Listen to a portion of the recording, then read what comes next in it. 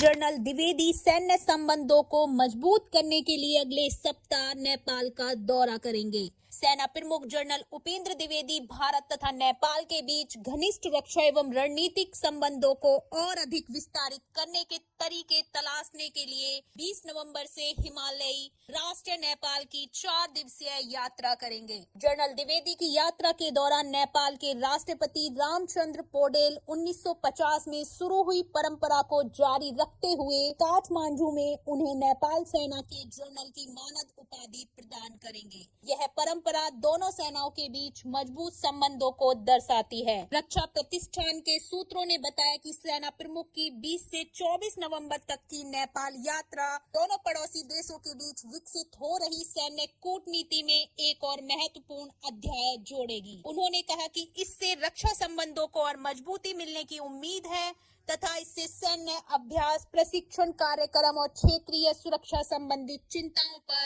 रणनीतिक चर्चा सहित कई मोर्चों पर निरंतर सहयोग का मार्ग प्रशस्त होगा। जनरल द्विवेदी अपने नेपाली समकक्ष जनरल अशोक राज सिंहदेल के साथ व्यापक वार्ता करेंगे और प्रधानमंत्री केपी शर्मा ओली तथा नेपाल सरकार के अन्य प्रमुख नेताओं से भी उनके मुलाकात करने की संभावना है। क्षेत्र में भारत के समग्र सामरिक हितों के संदर्भ में नेपाल उसके लिए महत्वपूर्ण है और दोनों देशों के नेता सदियों पुराने रोटी बेटी संबंधों का अक्सर उल्लेख करते रहे हैं। चारों ओर से जमीनी सीमा से घिरा नेपाल माल और सेवाओं के परिवहन के लिए भारत पर अत्यधिक निर्भर है। नेपाल की समुद्र तक पहुंच भारत के माध्यम से है और वह अपनी आवश्यकताओं का एक बड़ा हिस्सा भारत से और उसके माध्यम से आयात करता है। सूत्रों ने कहा कि भारत और नेपाल के बीच विशेष संबंध हैं जो सांस्कृतिक, ऐतिहासिक एवं भौगोलिक कारकों से और मजबूत हुए हैं।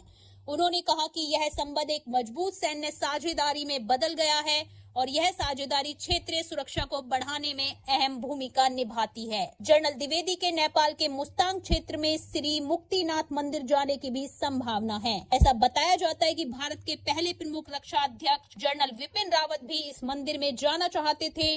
उनकी याद में फरवरी 2023 में मंदिर में विपिन बैल नाम की घंटी लगाई गई थी। जनरल द्विवेदी की यात्रा के दौरान विभिन्न पहलों के माध्यम से दोनों सेनाओं में जारी रक्षा आधुनिकीकरण पर ध्यान केंद्रित किए जाने की संभावना है।